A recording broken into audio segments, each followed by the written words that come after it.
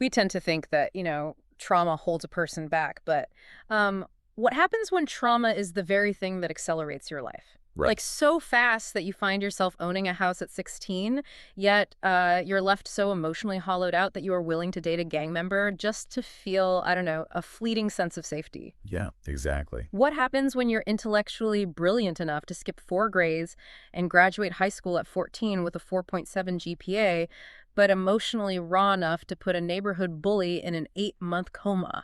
It creates this uh, fascinating, almost terrifying paradox. I mean, Yeah. you end up with a teenager who is, on paper, a highly functional adult, but completely unequipped to navigate the psychological wreckage of her own life. Welcome to today's deep dive. We are looking at some incredible excerpts from Delicia Battle's fiction book, The New Schooled Sisters. That's such a heavy book. It really is. And our mission today for you, the listener, is to track the wild, transformative journey of the main character, Lynetrea, or Trea, as she's known. Right, Tree. What Battle is doing here with Trea's character is actually holding up a mirror to a very real-world sociological phenomenon. We're going to watch Trea transition from this highly reactive, grieving teenager in the projects to a self-sufficient woman seeking faith, independence, and a completely new social identity. Which is a massive leap. A massive leap. Okay, let's unpack this because the mechanics of her growth, like how she actually rewires her brain to survive, are something we can all learn from. Definitely. And to understand the sheer magnitude of her transformation, we really have to examine the illusion of physical independence versus actual emotional maturity. Right. Tree's early life is essentially a masterclass in psychological whiplash. She grows up in the shadow of her father's incarceration, and he's in prison for statutory rape. Wait, statutory rape? Yeah, regarding Tree's own mother, Lynetta. So that trauma is already baked into her foundation. Oh, wow. That's heavy. Exactly. And then right as she is navigating this accelerated academic success, she's literally a 15-year-old college freshman, her mother is killed in a sudden car crash. Which, the cognitive dissonance there is just staggering. You have a 15-year-old with a 4.7 GPA who understands complex academic theories, but she has absolutely no framework for processing catastrophic grief. None at all. So she moves in with her maternal grandparents, Poppy and Mama Love, but that intellectual maturity doesn't translate to emotional regulation. It never does at that age. Right.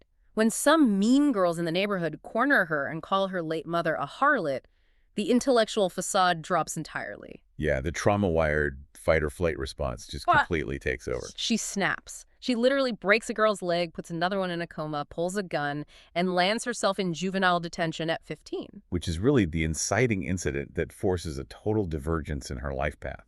Juvenile detention introduces her to two opposing forces. Okay, tell me about these forces. On one side, she meets this young man named Trevin, or Blue, who is in a rehab program for gangbanging. Ah, Blue. Yeah, he becomes her boyfriend, providing a very toxic but very immediate illusion of protection. Right, because she feels completely unprotected in the world. Exactly. But on the other side, she gets connected to Antoinette. Antoinette is such a critical figure here. Crucial. She's a 21-year-old lawyer, fresh out of law school, who steps in to take Tree's case when no one else will, and she actually wins Tree's release. Yeah, she gets her out. But the pressure cooker environment doesn't stop when Tree gets out. Almost immediately, at 16, Tree becomes the live-in caregiver for her sick paternal grandmother. Right, which is another massive adult responsibility. And this isn't just an act of familial duty, She is actively trying to intercept her Uncle Ron. Ugh, Uncle Ron. Right, Uncle Ron is the kind of relative who only sees dollar signs. He wants to put the grandmother in a nursing home and liquidate her assets. And that tension with paternal family really highlights the sheer lack of safety nets Trea has. She is literally fighting adults for basic stability. Yeah. When the grandmother passes away, Uncle Ron cruelly ambushes Trea. He gives the 16-year-old grieving girl exactly 72 hours to vacate the house. Just 72 hours. Yeah, he assumes he holds all the institutional power because she's a kid. But the will reading reveals that Trea is the sole inheritor of the property. I want to pause on the sociological impact of that moment because inheriting a house at 16 is an incredible anomaly. Oh, absolutely. On one hand, it is the ultimate anchor of physical independence. She suddenly possesses an asset that ensures she never has to rely on predatory men like Uncle Ron for a roof over her head. Right, she has shelter. But owning real estate doesn't heal trauma. Like, was Trea forced to grow up so fast that she became perfectly self-sufficient on paper, but incredibly vulnerable to toxic attachments in her personal life? Yes, 100%. That gap between her physical assets and her emotional deficits is exactly what makes her next phase so turbulent. She has the keys to a house, but she's still tethered to a gang-affiliated boyfriend. She's still processing profound grief, and her primary coping mechanism is still violence. She realizes that the physical independence just isn't enough. Exactly, which leads to her spiritual awakening. She becomes a Christian, gets saved, and makes this radical decision to set a new physical boundary. The celibacy boundary. Yes. She tells her boyfriend of 3 years, Blue, that she is now celibate. And the reaction from her environment is immediate and hostile. Very hostile. Blue doesn't just disagree, he is furious. He flatly tells her, "I don't want no saint," and abandons her. He just walks away. Yeah, and later he pretends to want to make amends, but when her car gets taken, he leaves her completely stranded. Like he actually took the car himself and is driving around with another woman, Melanie. It's such a malicious betrayal. And it's not just her romantic life. When Tree visits her old friends, Reese, Mara, and Aisha, for a card game, she tries to quietly maintain her new boundaries. Right. She's not being preachy. No. She refuses alcohol, she declines to gamble, and she just listens to gospel music on her headphones. And Reese literally yanks the earphones out of her phone so the music blares, calls her a phony, and kicks her out of the house. Let's look at the psychology of that rejection, because it's a profound stress test. Setting new, radical personal boundaries often acts like an immune system attacking a transplant. Oh, I like that. Her toxic environment recognizes her new healthy behaviors as foreign bodies. Blue and her old friends are aggressively attacking her new identity to expel it from their ecosystem. It's like upgrading your phone's operating system only to realize your favorite old apps are just no longer compatible. That is a perfect analogy. They aren't rejecting her because she's harming them. They're rejecting her because her new boundaries threaten their comfort. Like, to tie this back to you listening, setting boundaries reveals who loved the person and who merely loved the access to that person. Wow, yeah. Blue didn't love Tree the person, he loved the unrestricted access to her. Exactly. And her old friends didn't love her. They loved the version of Tree that validated their own destructive choices. When the access changes, the relationships completely shatter. It forces a painful realization for anyone going through major personal growth. Outgrowing a community involves profound grief. Trea has to navigate the sociological friction of leaving an environment that no longer fits, but she is stepping into a void. Right. And this brings us to a fascinating contrast in how she builds a new social circle. We really have to talk about her former best friend, Desire. Tree was already accustomed to abandonment because Desire completely shut her out after getting married to Aaron and having a baby. Over something so trivial, too. Incredibly petty. Simply because Tree couldn't be her maid of honor, Desire represents this very conditional love, a friendship based solely on utility and status. Right. But then stepping into that void, you have Bria. Bria is such an important counterbalance in this narrative. She doesn't share Tree's new Christian faith at all. Not at all. She is rough around the edges. She still offers Tree beer, but her loyalty is absolute. She's the real ride or die. Yes. When Bria discovers she is pregnant by Devin, who coincidentally is Blue's cousin, she leans heavily on Tree. Bria provides the fierce, protective loyalty that Desire lacked. Proving that you don't necessarily need perfectly aligned lifestyles to have a foundational friendship. Exactly. But Bria can only take Tree so far in terms of her new aspirations. Right, because Tree is trying to enter a totally different world. Yeah. That is where Antoinette re-enters the picture, acting as this massive social bridge. Antoinette doesn't just secure the deed to Tree's house in court. She actively pulls Tree into her own professional, older social circle. The new schooled sisters. Yes. And this transition into Antoinette's circle is fraught with socioeconomic friction. Oh, it is brutal.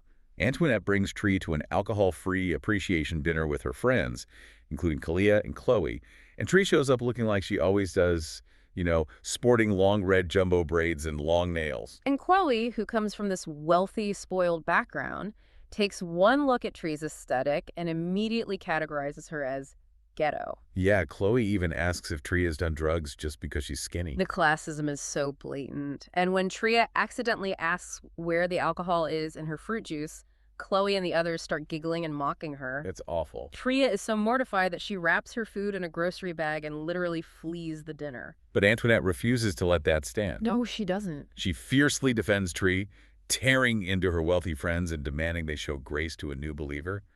And it actually works. Yeah, Kalia, Chloe's older, mature 20-year-old sister, models this very quiet strength. She eventually gifts Tree her personal prayer book, welcoming her in. See, Antoinette and Kalia are essentially providing the emotional scaffolding that Tree's parents couldn't. Right? By defending Trea and demanding respect, they model what a safe, supportive female ecosystem looks like. It is a stark contrast to the backstabbing girls from Tree's old neighborhood. Okay, here's where it gets really interesting, though, because I see the value of the scaffolding, but I have to push back hard on Antoinette's dual role here. Okay, let's hear it. I mean, isn't she walking this massive, blurry ethical line here? She is acting as Tree's cutthroat legal defense, literally holding the keys to Tree's physical freedom and her house, Right. while simultaneously acting as her spiritual mentor and social gatekeeper.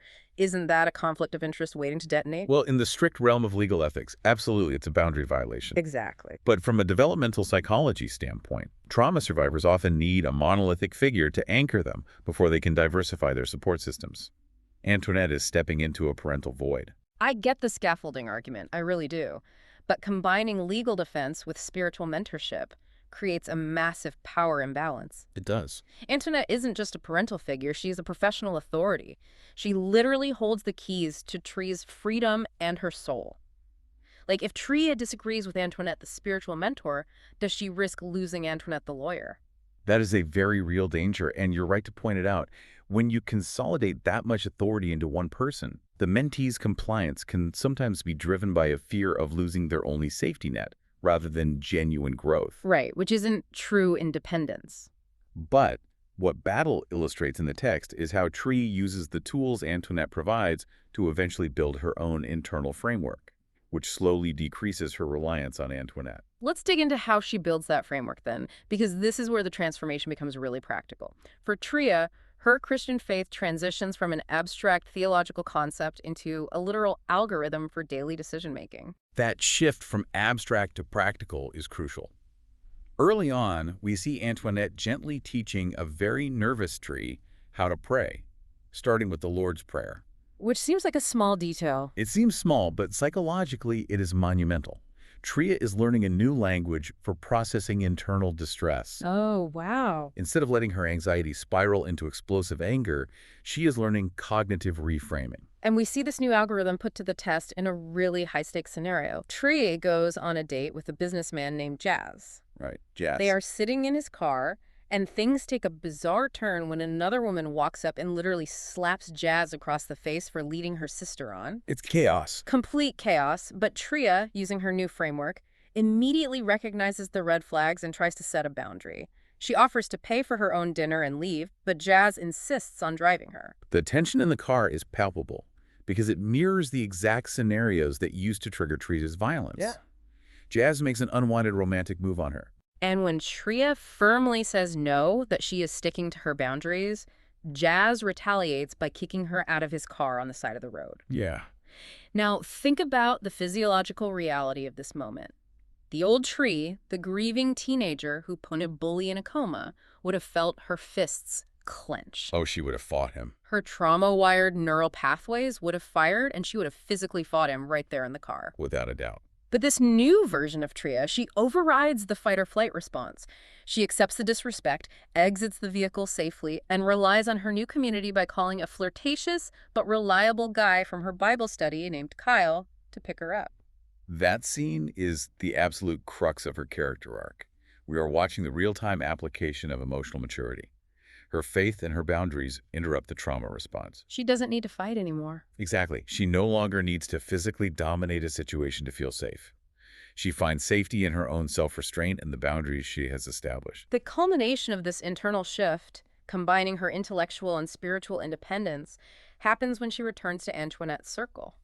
Antoinette invites Trea to speak at their Bible study group. Right. She tasks Trea with delivering a 15-minute presentation on the topic of love and acceptance, which is deeply poetic, given that Trea's entire journey has been defined by rejection and loss. It is the ultimate test of her new identity. Yeah. And initially, she reverts to her old defense mechanism, her intellect. Yeah. She writes this heavily cited, rigid academic paper because hiding behind a 4.7 GPA feels safer than being vulnerable. But Kyle looks at her notes and advises her to drop the academic shield. He encourages her to speak from her heart and her actual lived experience. And she takes the leap. She delivers a presentation using her own voice, and she completely commands the room. She earns the applause of the entire group and even earns genuine, deep respect from Kyle. It's a beautiful moment. She isn't just a charity case or a legal client anymore. She's standing at the front of the room as a peer.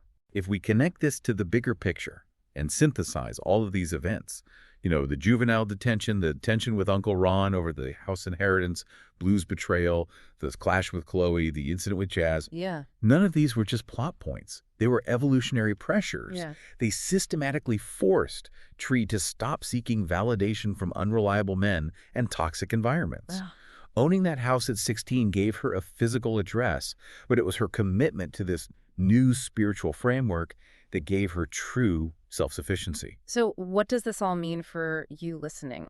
I think the core takeaway from Trea's journey is that true independence requires a massive internal shift, not just a change in circumstance. Right. You can inherit a house, you can get the promotion, you can move to a new city, but if you don't rewrite the algorithm of how you process conflict and trauma, you will just recreate your old prisons in your new environments. Growth inevitably means outgrowing certain spaces and certain people. When Trea's old friends rejected her, when Blue walked away, it felt like a failure. But sociological friction isn't a sign that you are doing something wrong. It is a feature of leveling up. Absolutely. The immune system of your old life will always attack the new boundaries you set. It is a painful process, but it is the only way to make room for the fierce loyalty of a Bria or the quiet wisdom of a Kalia. But it leaves me with one final provocative thought for you to mull over. Let's hear it. We just watched Trea stand at the front of that room teaching her own mentors about love and acceptance. So what happens when the mentee becomes the peer? Ooh, that's a great question. As Trea continues to find her voice, solidify her career, and deepen her independence, will she eventually outgrow Antoinette's protective shadow? Can a mentor-mentee relationship that was built on a massive power imbalance, lawyer and client, survive the transition into true equality? Keep diving deeper on that one. It's a lot to think about. It really is. We started this journey looking at a reactive teenager sitting in a juvenile detention cell, and we leave her standing at the front of the room commanding her own life. That is the power of rewriting your own framework.